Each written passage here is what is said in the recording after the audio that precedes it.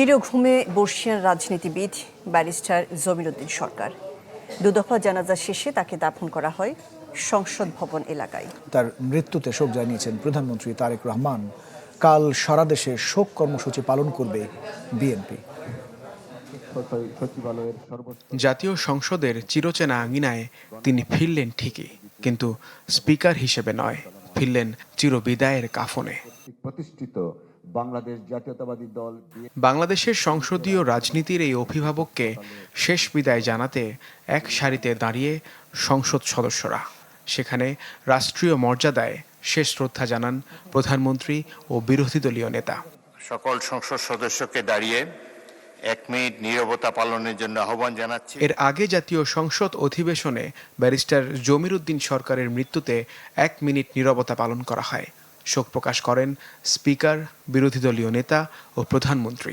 ব্যক্তি এবং দল হিসাবে আমি এবং আমরা তার ক্লায়েন্ট ছিলাম। তিনি গুরুত্বপূর্ণ পরামর্শ দিয়েই শুধু আমাদেরকে তার কাজ সারেননি, বরঞ্চ আমাদের মজলুম নেতৃবৃন্দের পক্ষে তিনি আদালতে বারবার দাঁড়িয়েছেন। কোনোদিন কোন নির্বাচনে পরাজিত হননি।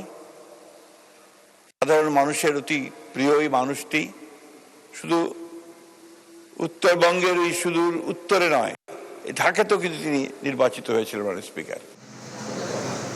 মৃত্যুর খবরে তার ধানমন্ডির বাসায় ছুটে যান দীর্ঘদিনের রাজনৈতিক জীবনের সহকর্মী ও স্বজনরা। পরে ধানমন্ডির তাকওয়া মসজিদে অনুষ্ঠিত হয় তার প্রথম জানাজা।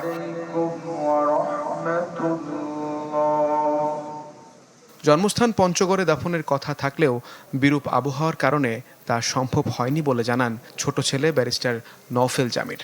সকাল থেকেই আপ্রাণ চেষ্টা ছিল পঞ্চগড়ে ওনাকে নিয়ে যাওয়ার, কিন্তু আবহাওয়ার বৈরী বিরূপতার কারণে আমরা কোনো হেলিকপ্টার বা অন্য কোনোভাবে আমরা ওনাকে নিয়ে যাওয়ার জন্য ব্যবস্থা করতে পারিনি।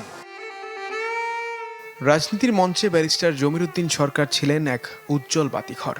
জীবদ্দশায় জাতীয় সংসদের স্পিকার, শিক্ষা, আইন ও পররাষ্ট্র মন্ত্রণালয়ের মতো গুরুত্বপূর্ণ দায়িত্ব পালন করেছেন তিনি। এছাড়া দেশের অস্থায়ী রাষ্ট্রপতি ছিলেন প্রয়াত এই রাজনীতিবিদ। দীর্ঘ রাজনৈতিক জীবনে ব্যক্তিগত সততা, নীতির সঙ্গে কখনো আপোষ করেননি ব্যারিস্টার জমির উদ্দিন সরকার।